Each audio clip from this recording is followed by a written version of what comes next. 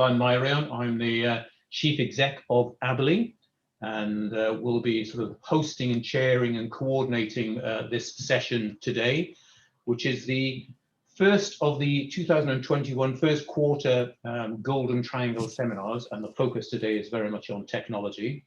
And I'm pleased to say I think we've got a fantastic panel today. So Sebastian Day, Director of MIX Consultancy, or MIX, LG Head of Nimue, Sony Nimue in Sweden, and Magnus, Head of Product of Nimue in Sweden. But perhaps, Seb, would you like to give a little bit of background on yourself at the moment? Thanks, Chairman. Yes, so I'm Sebastian Day, Director of MIX Consultancy. So we're a workplace technology consultancy, predominantly assisting clients with corporate relocations into new buildings or looking at in-situ refurbishments.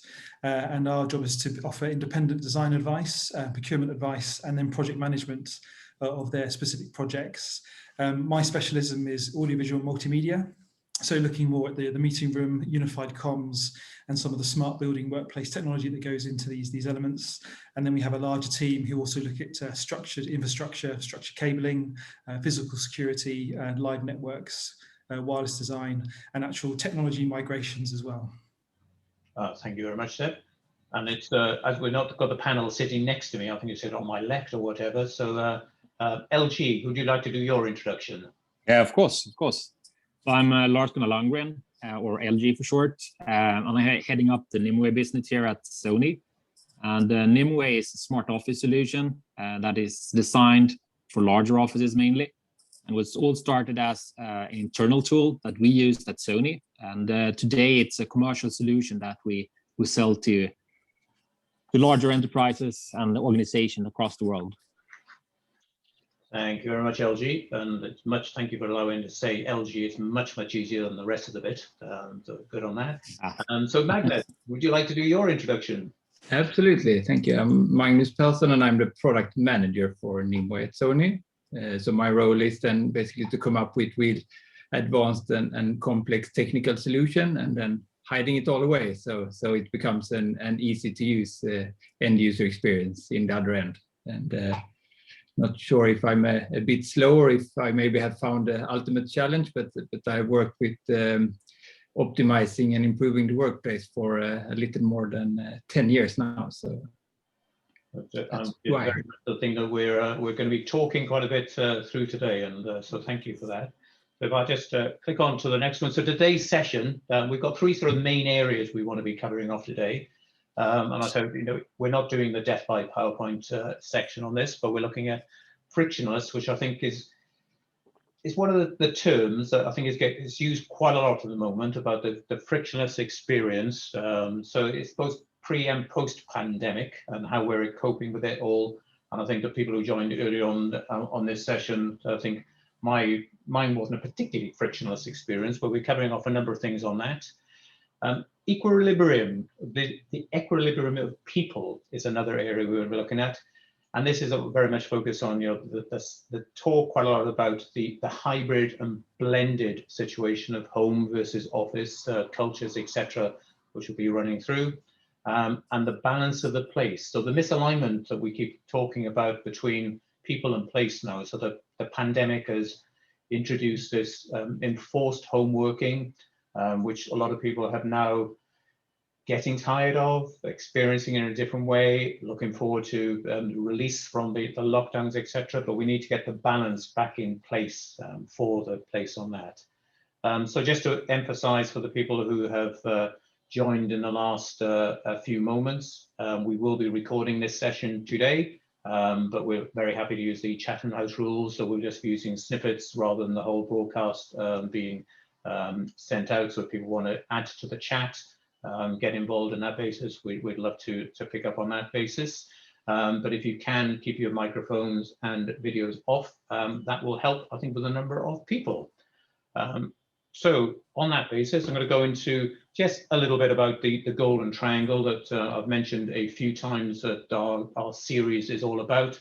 The three main things around the workplace we're looking at is very much the people, the place, and the technology.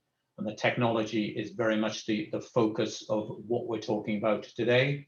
and we've got some really interesting things to cover off. And we've got some very important people on the call. So, please do join in, please do contribute, and please do chat away on that basis. So I'm going to plow on to various things and various commentaries that we've got coming in. So there's been some great surveys undertaken recently. And Lars, I know that through Sony Nimue, you guys have been doing a lot of research yourselves. Yeah, that's true. That's true. We have done a quite extensive research, both in Europe and in the US. And I think there's a few quite interesting conclusions we've made out of that. So it shows that several things have suffered, just like you said before, during this working from home period. So a few of them are like learning from others, training and onboarding to get new people to join. Also collaboration, especially in larger groups, tend to have suffered a lot during this period. And then, of course, informal unplanned meetings where you're meeting each other and having shorter conversations. That's also something that suffered quite significantly during this period. And what we see from the study is that people long for meeting teams, getting together again and having social interactions. So 83% in our study said that meeting the team is really important to them. And 89% said that social interaction is something that we're really, really looking forward to. And actually, one thing that is actually depressing a little bit here is that almost a quarter of the people says that the experience is getting worse and worse. So that is something that I think we all need to look into. And the perception among people during this period here is changing as well. So it's a clear shift in the power balance that employees really want to get back to work and get back to the offices, but they want to do that on their own terms. So not necessarily on the terms of their employer or the organization. It's more on their own terms. So we saw that 93% of the people that we surveyed said they want to go back, but on a flexible basis. And I think all the bubbles that you show here is actually indications of that people want to get back to a new normal, but it's on their terms. It's not only about the corporate terms. And Lucy, I don't know, the snapshots of when these surveys are undertaken, but I think one of the things we've noticed that over the time, you see, people are now getting tired of the four walls that surround them, the fact that they can't see people in person. So you picked up that through your survey as well? Yeah, definitely. And just like I said, that a quarter of them is saying that it's getting worse and worse, that they're really looking forward to meet people and having social interactions. And we also see that collaborations is key to so much in the workplace today. And that is something that with all the fancy technology we have and like Zoom and other tools, it's still very hard to do that, especially if you're in a larger group. Smaller team syncs is quite convenient today using Zoom and other tools, but these larger collaborative sessions, it's quite tough to do. Well, I think hopefully as we come on through a few more of the slides, we're going to get some interesting insight onto to that area. So just so moving on, I think the whole thing picking up on part of what LG was just saying on there and the outputs from the survey. Everything seems to be very much focused at the moment. It's revolving around the home for a lot of the workers, with the various mixtures of what we could be looking at there. But I think if we step on from the pandemic we're in at the moment and put people at the center of it rather than the home at the center, so coming back to the position and saying, we do need to make sure that people have got the choice. So where does the choice sit? Whether that's in the long distance travel to the headquarters, and if people are commuting into London, that could be back to hour-and-a-half commute there and an hour-and-a-half back to the headquarters. Or do we look at regional offices, or even down to what's the opportunity to use the high street, etc. Whether it's a cafe, and all various things. We're very much putting people at the center of all these things on that basis. So if we just have a quick look at not the future, I think this is reflecting on some of the things. We've all seen plenty of the drawings that were produced to the end of the first lockdown, when we thought there's a possibility here that we could be back to the office, but on this very much the socially distance. And the image on this one, I think it is great, and bringing Seb into it, this does look. I'm not quite sure whether it's a salon for getting your hair done, or it's something from a futuristic thing. But what are your thoughts on this sort of setup as it stands at the moment? Yeah, completely. And we've had a lot of clients who have been looking at temporary, where they need to facilitate people in the office and where they need to have them working from the office as to what they can do to obviously enable social distancing. But they, as well as we know with the recent announcements, we know this isn't what we're designing for in the future. This isn't the office space that we're trying to plan for. Social distancing will go away, and then it's moving towards creating an office space with the technology, and it's going to enable connectivity, and as we say, frictionless connectivity at the office space and remotely as well. So from our side, we see this as very much temporary and moving away from this in the long term. Yeah, so I wish I had the technology. I just put a big cross through that, because I think that it doesn't look like a good way of working and giving people a choice on that. So I think that sort of segues nicely into the audio visual. And I know you said on here, we crossed out deliberately trends and scribbled that out and put on expectations. So do you want to talk through a few bits on here? It has. I mean, before before the COVID and pandemic, audiovisual technology had advanced a lot, including IT and all workplace tech. And really, in terms of an agile workplace, it was expected that you would have ubiquitous connectivity around that. You would be able to move around with your colleagues, find them, see where they are, have access to all your services, streaming devices, and be able to communicate with your colleagues. And this was expected to be contained and available within your workspace as such, because that's where you're almost not tied to, but a lot of organizations were office-based. And that was obviously pre-pandemic, and the technology enablers have been there and focused on that in delivering this environment, and from that side of things. Okay. And then from LG's point of view, I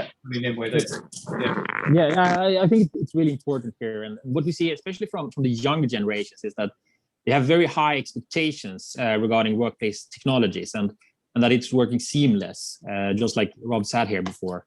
They basically take it for granted that everything will work and that it's all integrated. They don't tolerate to learn new systems along the way. So trying to integrate all into a nice, smooth operations, that is key for a lot of people. And this is also what we are working quite a lot on. Our philosophy is what we call a NIM day, that is basically integrating this and have tight integration with the room booking systems and other systems that you already use in your office space. And then in a, just like you said here before, that this is, especially this generation, is really the mobile generation. So that is the expectations. I think that sort of could probably segue quite nicely again into the Nimue side of things. So LG, talk us through a little bit about the Nimue and the wayfinding and making it easier for people. Yeah, maybe just start with a little bit the background on why Sony has done something like Nimue. And the background is actually coming from our own issues. So if we look back, and this is way before pandemics, so back in 2010, we had a number of issues in our own offices.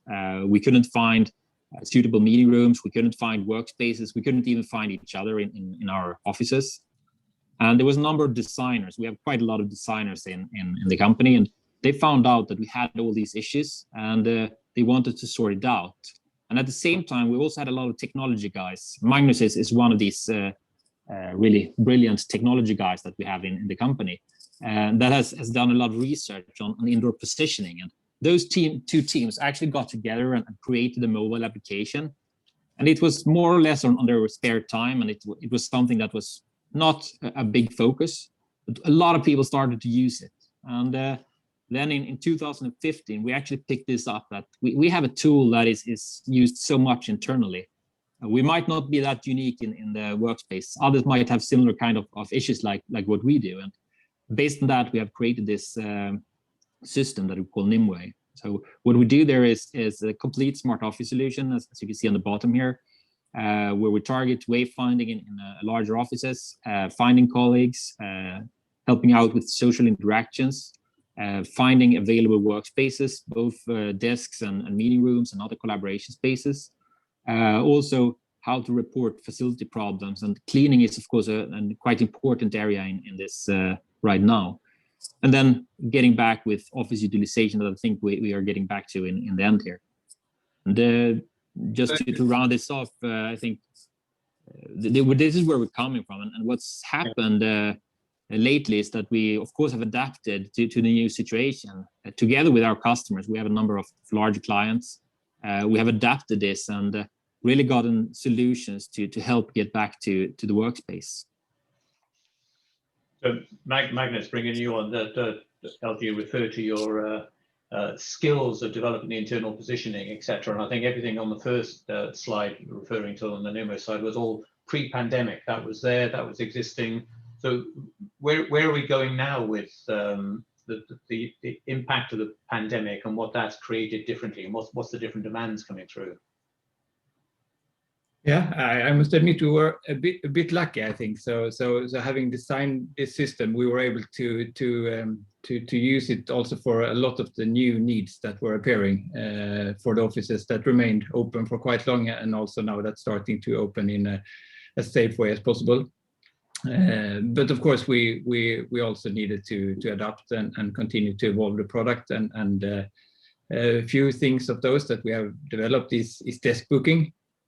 Maybe not something that's fully in line with our vision of having an office that really adapts to your need. You just move around and the resources becomes blocked when you sit by them and so on. But we understood that for at least a period of time now, there is a need for having a system where you can feel confident that you can come into the office and there will be a seat for you, and you can plan and make sure that moving over to the next one, the social distancing can really be kept by blocking workstations, and also having a very flexible system where you quickly can modify the maximum number of people that are allowed in a meeting room and so on. So you can reduce the part being very close to others. But as Ellie mentioned, of course, the cleaning is a very important thing. But also when we see that, I mean, some clients have maybe 5% up to 20% of the normal occupancy in an office, it's not very efficient to do the normal cleaning. But instead, we can then create reports on exactly which workstations has been used the last day, which meeting room has been used, and you can instead spend much more time on really sanitizing those areas. Magnus or LG, I think it's just worth talking about. You know, we talked about, it appears in the software, the app, etc. on here, but it's worth picking up. You know, how I know the answer to this question, but you know, how is the data collected? I mean, what have we got? I'm assuming there are sensors. Yes, there are. There are indeed. So there are sensors in the meeting room and sensors on the workstations, and also in these collaboration areas we can have sensors to really show both for the real-time solution to really give a much more or a better picture of what is available when you need it, and you can go there and find it, but also of course for the analytics, really understanding, okay, even if a room is booked, is it actually being used, and different types of workstations, what's the preference and so on. I know we're going to come on a bit later on to talk about some of the analytics side of things, but all that collection of the data, I think it's so critical to making sure that the workplace of the future, the office of the future, is going to be able to support the ever-changing environment and supporting people's demands on things on that basis. So, you know, on the tech side of things, as we're talking about, how does all this connect through? Is it just using the mobile signal? Is it Bluetooth? What's some of the tech side of it? One core port is the mobile phone, and that has its own connectivity. Other than that, we have focused a lot on having a wireless solution where we have these gateways collect the sensor data and the indoor positioning system. So focusing on really making it easy to install and retrofit into buildings, wireless and battery powered. So there's no wires connecting everything up. It's all on a local, whether it's Bluetooth, but there's connections between the sensors. So it's all battery driven and wireless here, and that's also where we've used our experience from the cell phone business, of course. And maybe we also should, if we go back to the previous slide there, one thing we probably also should highlight is this large screen here on the right-hand side that is also crucial in the workspace, that this is an interactive tool that you don't have to touch it. You simply walk up to the screen, you get guidance by simply walking up to the screen. So basically you're still using your phone, but you have it in your pocket, and this magically helps you and guides you first to the right floor. And then when you get to the right floor, it actually guides you to the right meeting room. And here you can find the desks, for instance, on these large screens as well. So this is a system that it's not only about the mobile app, it's panels, it's web applications, it's sensors, it's beacons, and it's this digital floor plans, like we call them. And I think one of the things, I know Magnus, you talked to me several times about the issue that the privacy. So if an individual doesn't want to be seen, they don't have to be seen. So whilst we're two obviously quite happy people talking to each other there, they don't have to be around so they can pick up on that.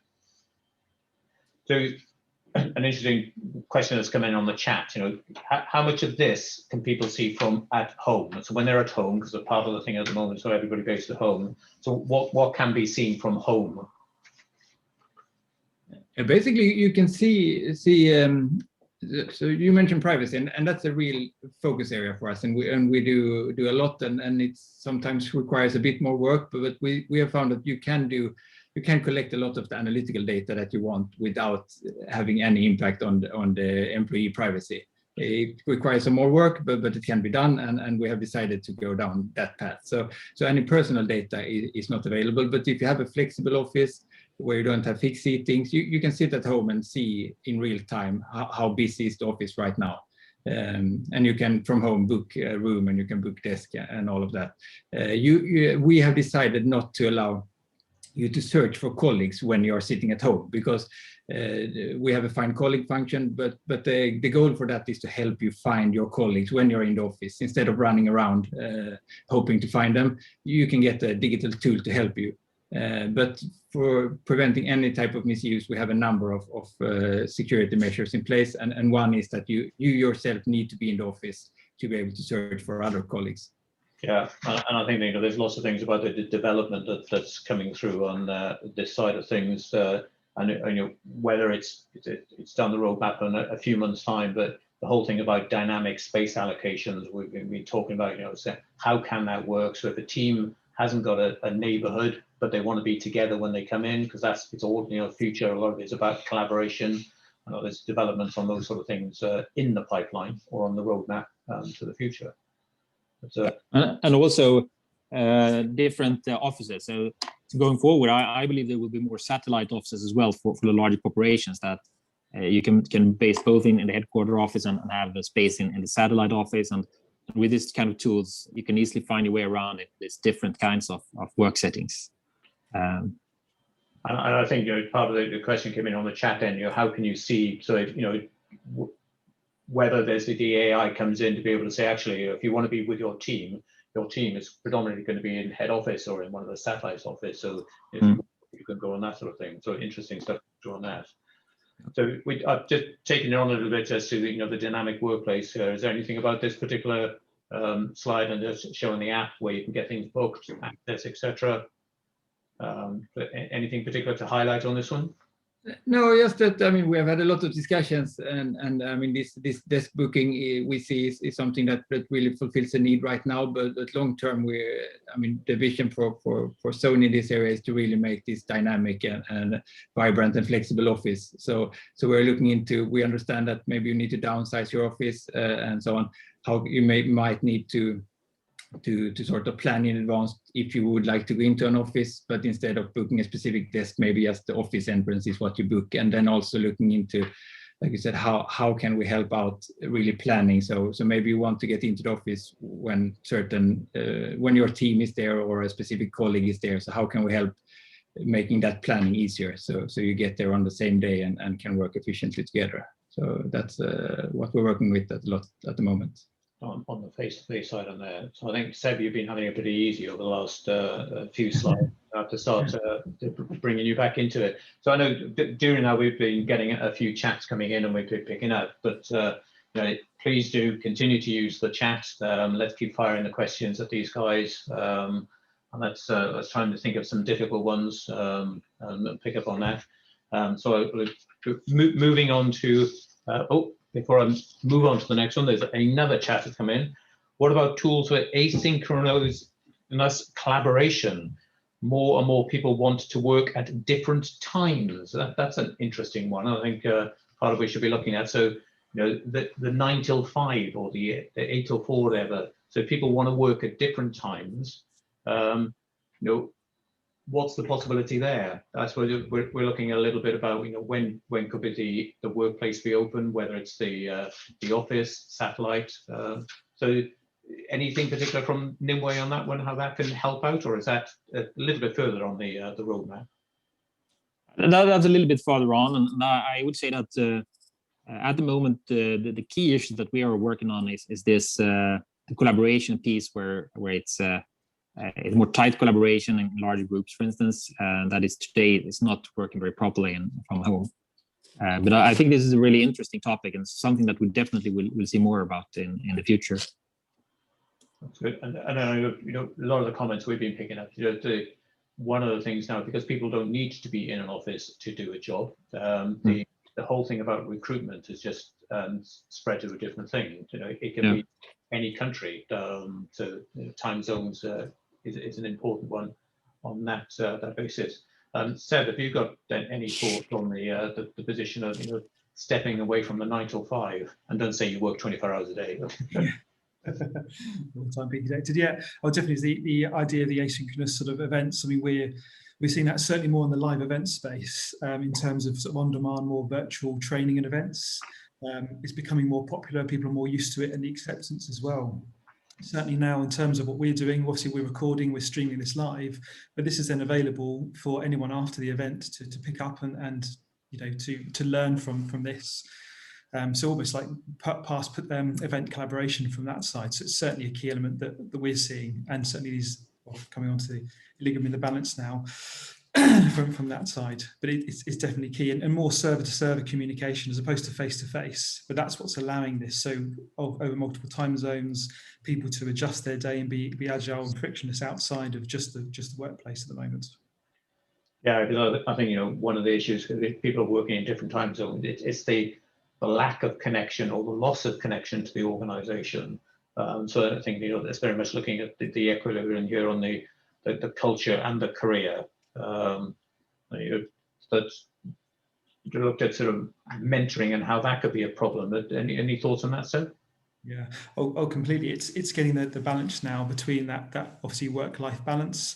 As we've seen, and obviously with the schools being closed, it's been very, very difficult for people to achieve that. But I think the acceptance of now this new culture and how people have joined from home and actually bringing their life a bit more into the work than it being a perfect polished video conferencing collaboration experience from that side. But on the flip side, it has meant that actually escaping work, the balance from that, getting away from it and being at the moment, in your own sort of lockdown COVID cell, it's been very difficult. And I think certainly the connection that staff have had to other staff has been lost from that side. And certainly a lot of our clients at the moment are very keen to re-establish that connection with their staff. And if it's not by bringing them back into the office, it's looking at technology and other systems that will still allow them to feel connected, even when they are going to be based from home.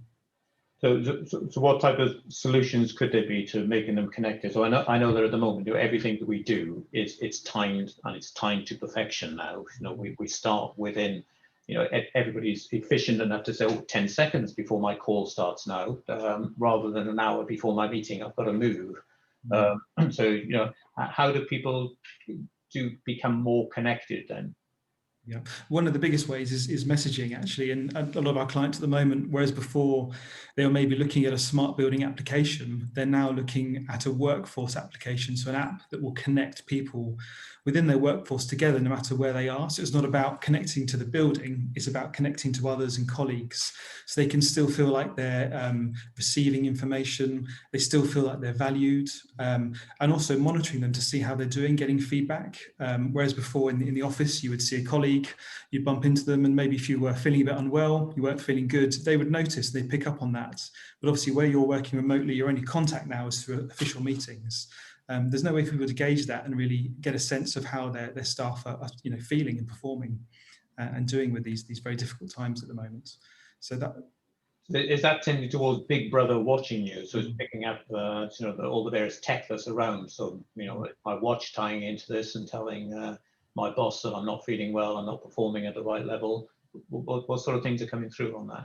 It's monitoring, so just your activity. So with IT, we can monitor, if, for example, when people are sending out emails, when they're reporting, when they're joining calls, and they can even actually monitor and pick up on the stats to see a big maybe change in their work culture or how they're delivering their work. So that can flag to their potential line manager or HR staff and just say, look, something out of the normal's happening here, something you would maybe detect in the office space. But now, obviously, it's very much harder to do that. So we have to rely on stats and all the information we get recorded from devices. So although it could be viewed as Big Brother watching you, it's also looking after your staff's mental health and well-being, which I think is a really important factor that clients are looking to enforce. And I think on the well-being side, it's just looking at what could be the reasons that entice people back into the office, other than meeting colleagues and things. But it's getting the right things of gyms, the food offering, and what the reasons to coming back. But the other thing is just picking up on the live portal side of things. Are you seeing any more demand for that sort of thing? What's around on that? Yeah, so the idea being that even if you're away from the office, you could have a live portal, so a window into a working environment, so you can still see your colleagues on the floor, not as a CCTV, seeing if who's in and who's not, but just again feeling still connected, so you can see your floor plan, you can have colleagues there.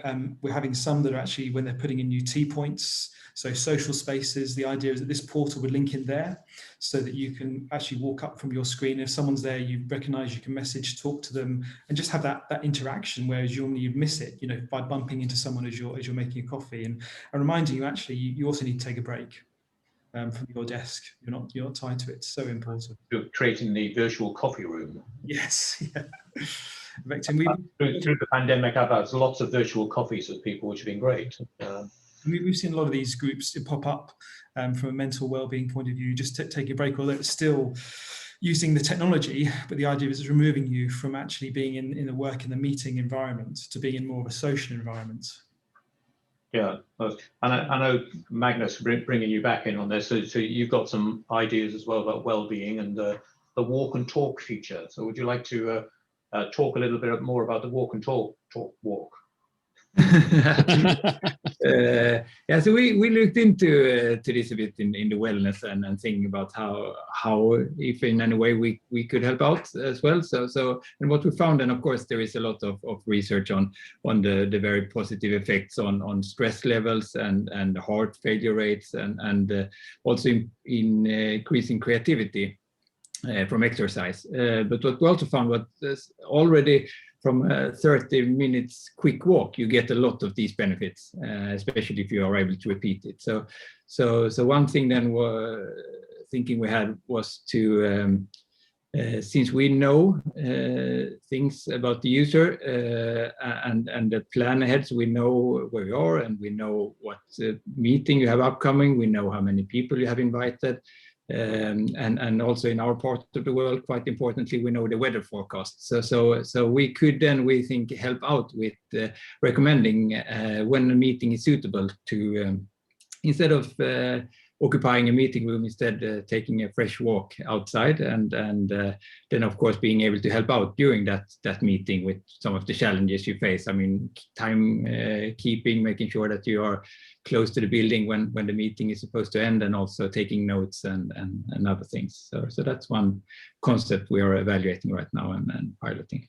So it'd be interesting. I don't know. We haven't got a poll facility on the chat today. But if anybody thinks the whole walk and talk meeting would be a positive, or even if you think it's a negative, please do pop onto the chat and just say yes or no.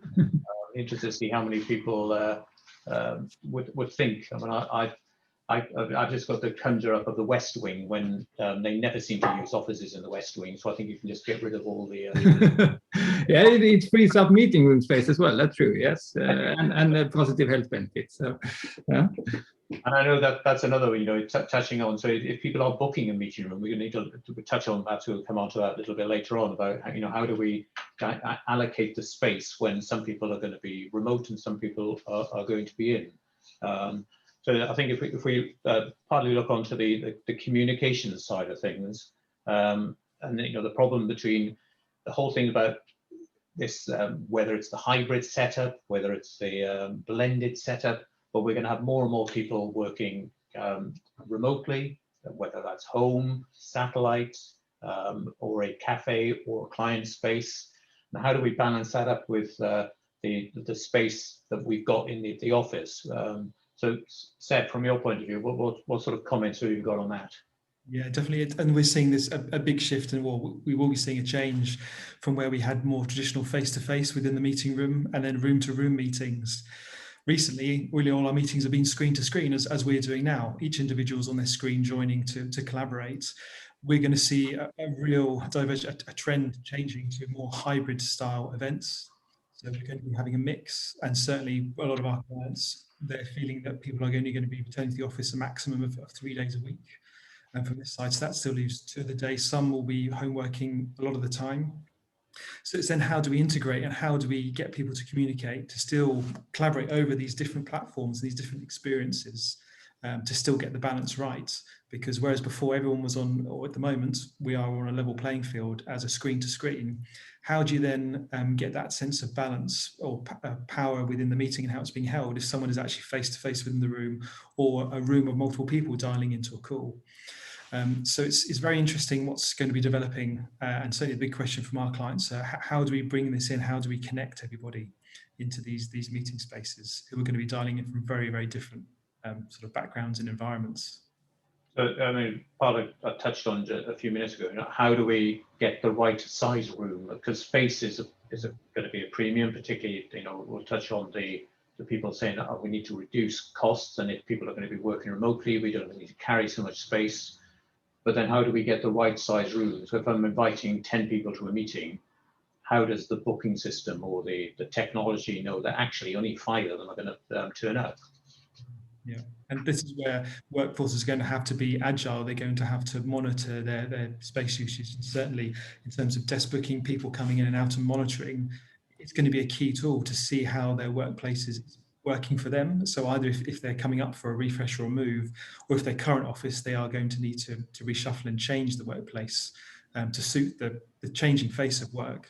That's going to be key from that side. But I think getting the right dynamic allocation of whether the whole thing about allocating the space. Okay, so the room we now know through the acceptances that half the people are not going to be in the room, or some of them are going to be walking around the building. So there's a key bit about how do we get to the right size on that front. So pick up on that thing. So let's. I move on a little bit onto this one, which I think it's a fantastic slide on you. But Seb, I know you've got a few things to say about this one. Yeah, this is just focusing more on the live events. So whereas before we would maybe have a 250 plus seater auditorium, and predominantly you'd be having face-to-face all day events, people lining up to come in, network. The changing space of these people now, and the acceptance actually to hold the event, maybe even the speaker is actually physically going to be there in the room. So to enable this, we need to make sure, and this is designing the space, as you said, at a premium now, to make sure that we can still collaborate with the speaker in the room.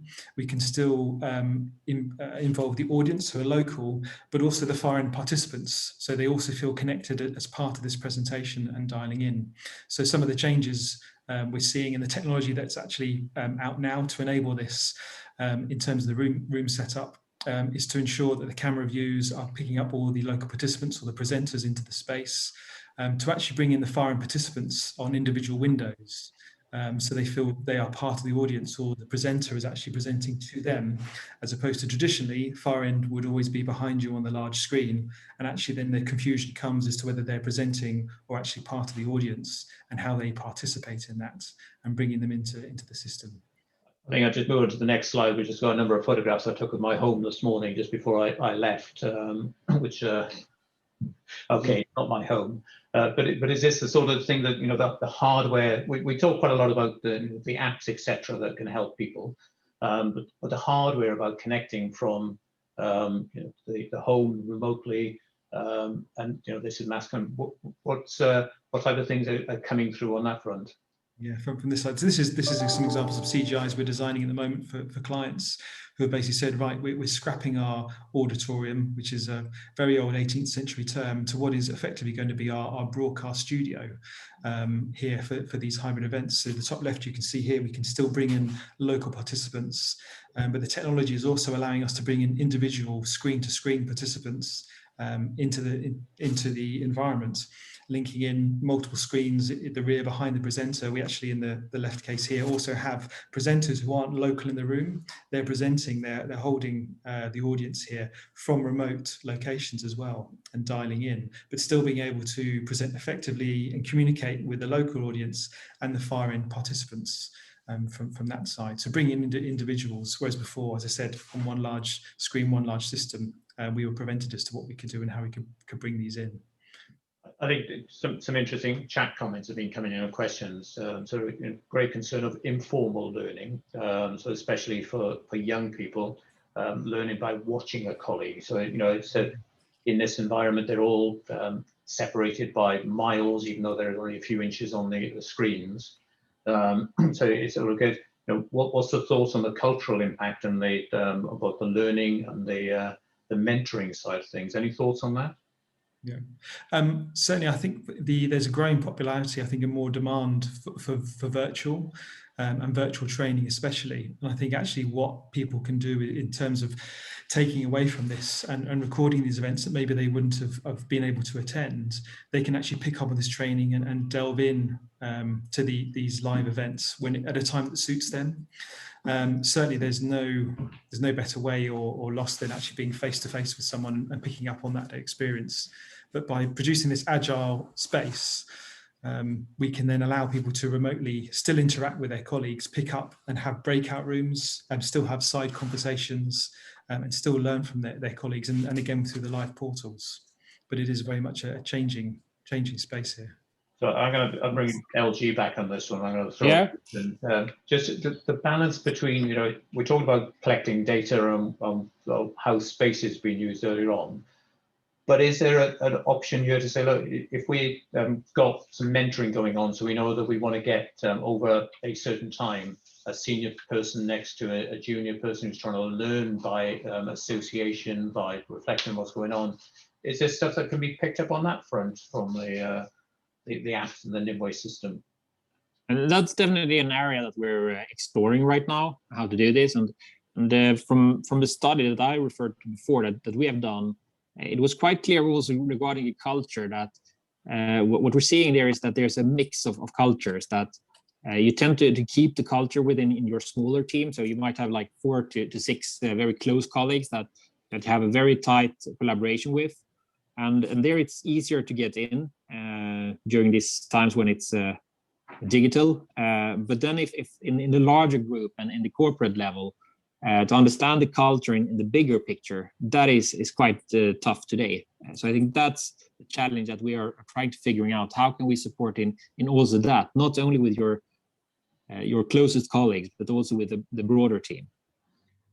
Just a little bit on that as well, from part of what we did, the survey that you guys have undertaken, and I know that there's lots of general surveys out there, but feedback on how the creative teamwork has been affected by this enforced remote working. Was there any commentary on that from your survey?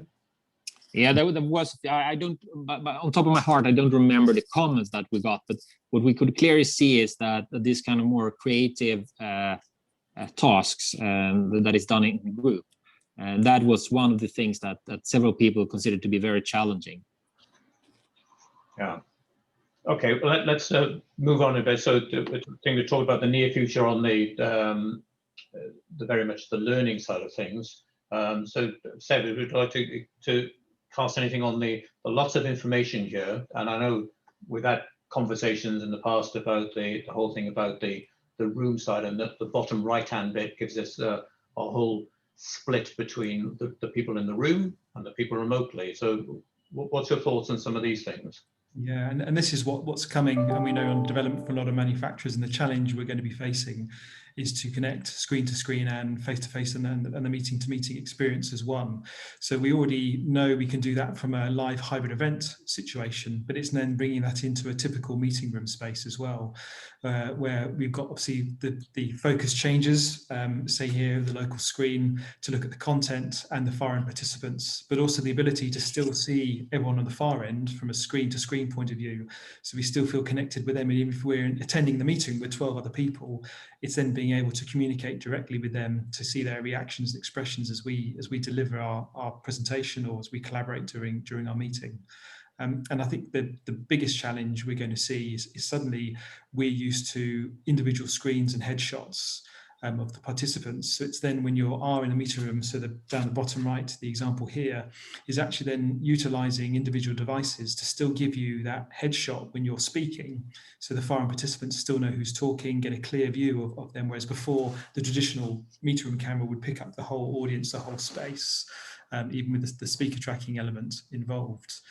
So that's coming at the moment through some of the proximity technology. Obviously, there's some big audio challenges to have multiple devices connecting in the meeting rooms, and it's not there yet, but we know it's coming to try and deliver this hybrid experience in the meeting rooms as we've already been able to achieve in the live environments and spaces. So just to check there, we're talking about, so we can all take our personal devices in, we can have our personal camera, and there will be the technology, the hardware, software in the room that says, okay, they've all got their sound on, I can now take over the management of the sound. So that's the type of thing you're saying, it's starting to come through hardware-wise.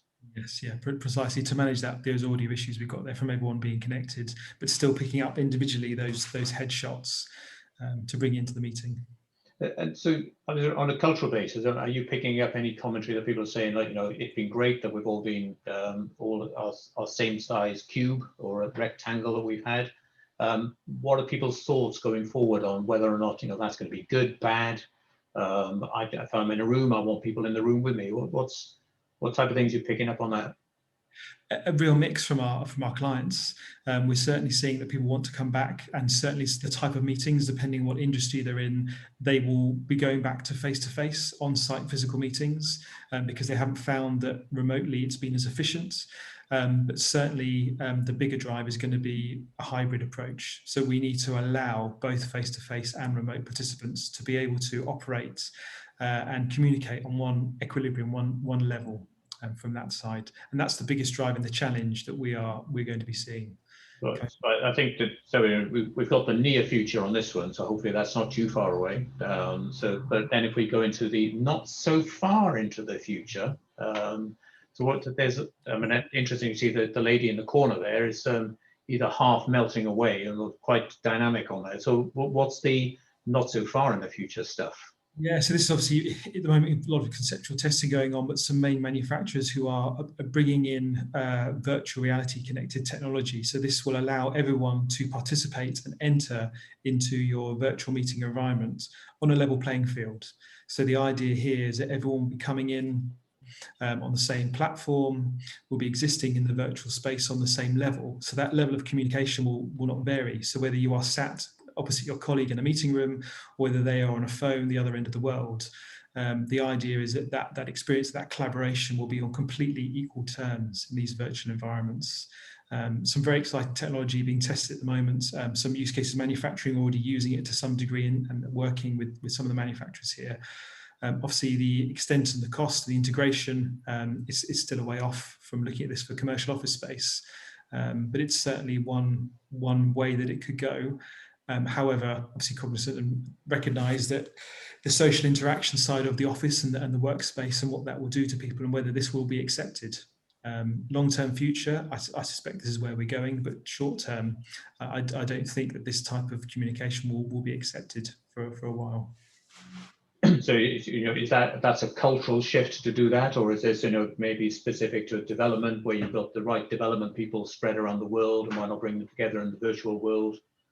Or is this for everybody? Every organisation should be targeting this in the future. At the moment, I think it really comes down to the application or what industry you're working in as to the benefits of it.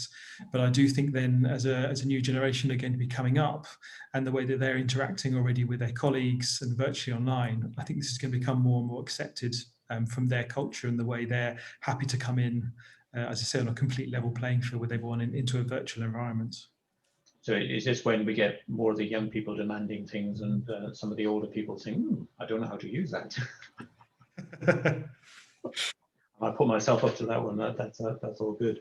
Well, one thing I think is also that we could take into consideration, especially for the near future here, is that what we see and what we hear quite a lot is that there's a lot of people expecting that like Tuesday, Wednesday, and Thursday, what might be a little bit more busy days in the office, while Mondays and Fridays is less busy. And all these nice rooms that we're building, they need to be able to fit in all these people on those 3 days. So it might be more meeting intense on the 3 days in the middle of the week. So at LG, you may have been knowing what's coming up on that basis. That anyway, I think you've seen these slides before. So yeah, I think one of the things is balancing the demand and the peak demand. So how much that is through technology, cultural behavior. We know, pre-pandemic, we all know the fall off Friday scenario. It was really 4 days in the office, 1 day at home. And we know back in the pre-pandemic days, the actual headcount in the building, the seats in the building were usually over-provided for. But actually, generally, there was 5,000 people, and the peak demand normally going on a Wednesday. So we're looking at, as we go forward, do we now start to balance this out so we can say it's quite easy to reduce the number of the spaces and seats and work points in the building? So perhaps, through next year, we can have a smaller building, 60% working from home, etc. on that building to make it all work. Or do we look at the other way? We can actually flip around, keep the same size building, but we'd actually accommodate a lot of people within that building, which I think will be of interest on that basis. And I think, how much of the data analytics side of things can we start to look at? So how do we make sure that we don't end up with the big peak on a Friday and the big peak on the Wednesday, and the Friday and the Monday are the days when the office is empty. So if we move on to the analytics side of things, so on that front there, so we're going to look at how does all this work. And I've jumped some slides here. So from the analytics point of view, so what sort of things are we pulling out from the Nimue system that can help us to manage all that basis? Yeah, so as we said, we have these sensors then that we put in the meeting rooms and under the workstations and in collaboration areas and breakout areas and so on. And I mean, the work of the facility manager is probably very different now. I wouldn't say easier in any way. It's much more challenging, but I guess the value of data is even higher now to really understand and be able to quickly adopt and fine tune as we go along. It will be a bumpy ride, I guess, in many cases, but hopefully come to a very good end quickly as well. So Magnus, will we see the position here that we can actually, through the app setup, we say, like, you can't have access on this Wednesday, but you could have access on Friday. So are we looking at, the future is that either through the Nimue that we control how many people come in and say, no, you can't book in now, you can't come in, but you could come in on a Friday? Or is that something that the HR and facilities and workplace need to manage on that basis? What's the thoughts? Absolutely, and I guess that comes back to the company policy and the ambition they have and the possibilities they have. I guess sometimes you have limitations in the real estate you have available. Sometimes there's of course financial limitations on what you can do, and basically how important is providing a very good office environment to the business you're doing. How much more efficient are the employees when they can have a nice office to do their work in. But I think at least analyzing both in big, of course, the total occupancy of the office and the different floors and so on, but also zooming in and really understanding more. Okay, what are now the needs of the people coming back to the office? Do they sit in the quiet area, or is that all that work being done at home now? So is it only the collaboration areas we need to focus on, and being prepared to learn a lot as we go along? I guess there's very little to lean on here, what have been done in the past in this area now. So one of the interesting things, and I was going to bring this up towards the end, but we've had a great question come in on the chat, and bearing in mind the topic of today's conversation, are we in danger of making the technology the answer when it cannot wholly substitute for face-to-face? So part of this, so LG, what's your thoughts on, are we driving this technology into here? And actually, is face-to-face the real thing that we should be aiming at? I definitely believe, coming from a technology company, this might sound strange, but I definitely think that the face-to-face is something that is very hard to reach in other ways. And it's yet some years until we can do the fancy stuff, trying to even mimic it. So I would say that we definitely should go for more the physical space, trying to have these physical conversations. I think there's more into it. Completely, it's not going to solve it, but what we're looking at here is looking to help people to still feel connected, to feel engaged, and to still really feel cared for. That's the idea. That's what we're trying to do in creating these sort of frictionless, not just workplaces now, but entire work areas. Yeah. That's the idea behind it. Yeah. And solving a lot of these issues as well that we do have. So I think it's a mix between the people and the technology here.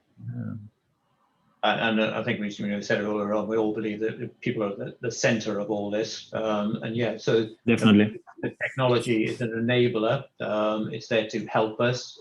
It's a tool for us to use, but it's not necessarily the thing that's actually going to drive us, and it shouldn't take over. Gives people choice. Then they can choose to be in the office, they can choose to be at home or work remotely, and still be able to work productively. And I think that's what we're looking to achieve here. Yeah, and the key thing is giving people a choice and enabling them to work where and when suits them the best, and with a reflection on what the company needs, and various questions come in about mentoring, picking up on that basis. Sorry, I'm just going to just do a little bit of housekeeping here. David Power, you've got your camera and microphone on. I don't know whether you can just, thank you very much. Perhaps you can turn your mic off as well. Brilliant, thank you. Sorry about that. We're getting a bit of background noise coming in.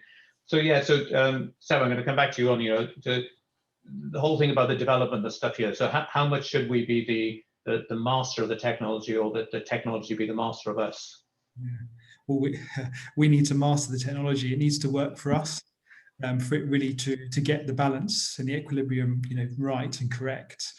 We can't let it dictate to us what we can and can't do. What we're seeing at the moment, and we're talking about the meeting environments, is really the clients saying this is how we want to allow people to communicate, to give them that choice, to give them the freedom to be where they want to be. Because even our clients, they don't know yet how much of the workforce is going to return, and to what extent, and how it's going to work. So that is the key thing. So it needs to work for us. That's the key thing. It's not about putting a solution in and then making changes to work culture. It's about making the technology change and work for that culture that they want to establish. But for so many clients, they don't know yet what that new culture is going to be. So it needs to be agile to allow them to flex and change. But what we can do, and with the Nimue system, is great, because we'll have the data, by putting these systems in.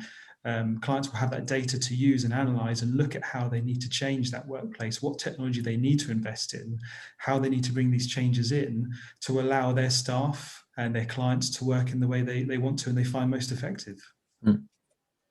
So LG, flipping that one back to you and saying how much of this should be that, Seb's point that a lot of organizations don't really know where the culture is going towards, but should the senior guys be saying, yeah, we do know what culture we want to achieve on here, but so how much of that should be we're driving it versus yeah, let's the tech, the people, etc., and the place settle into the next norm that we're going into.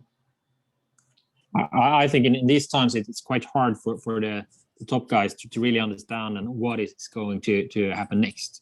Of course, setting some directions is very good, but just like we wrote here on the analytics piece, I think the changes is not linear, so it's constantly changing, and the expectations from existing employees and new employees is changing all along. So I think it's keeping it people centric. I think that is the key here. So Magnus, have you got any comment on that? No, that makes sense to me. Yeah, I agree. We got some hierarchy going on there. So yeah, so some interesting stuff on there. So I think one of the things, summarizing it up. Actually, another interesting chat would just come in. So before I start into the wrapping up stage, the training on the tech, or is it to be intuitive? I mean, that's always an interesting one. I think, I'll throw that out, but I'll throw it to Seb first of all. So, the whole, I think historically people have been saying, oh, there's the new tech, go and use it. And I've great examples of when that's not been the case in the past. What's your view on this tech that we're putting in? How do we train people to use it? Yeah, completely. Well, part of the job is actually done for us now because people have been using or been forced to use the tech at home and the software they've been using to collaborate and communicate. Now it's a case of, okay, we're using it on our desktop. Hopefully they've been trained or remotely trained on how to use it on the desktop. Let's now bring this into the meeting room spaces. Let's bring it back into our hybrid event spaces so that when people come back to the office, that tech that they're familiar with using on their desktop is also available in their meeting rooms, and the way they connect is still through the same medium. So that is actually one advantage of what we've seen recently from that. And that's really the only way to make it intuitive, something you're using no matter what scenario, no matter what sort of environment you're in, as long as that interface is the same, that's what's going to make it intuitive when you walk into a meeting room or a drop-in huddle space or zone or your auditorium. So I'm going to throw that one back over to Magnus as well, because I know when we've had conversations in the past, you're saying that a lot of your tech should be as intuitive as possible. But how much training do you think needs to go along with it?